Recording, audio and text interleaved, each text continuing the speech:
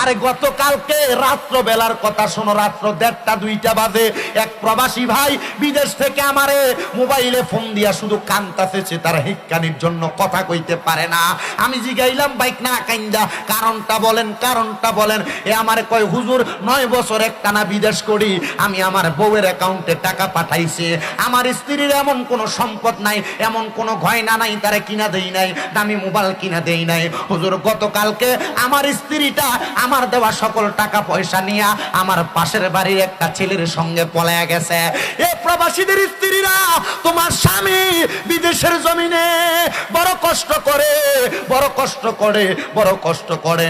আমি সবার কথা বলতেছি না, এই প্রবাসীরা নিজের রক্তরে পানি বানায়, শাক দিয়া ভাত খায়া, সবজি দিয়া ভাত খায়া তোমাদের কাছে মিথ্যা কথা বলে, গোস্ত দিয়া ভাত খাইছে। ওই প্রবাসীরা গতকালকে দেখলাম আমার এক ভাইজান আমার নিজেই কইতাছে ফ্যান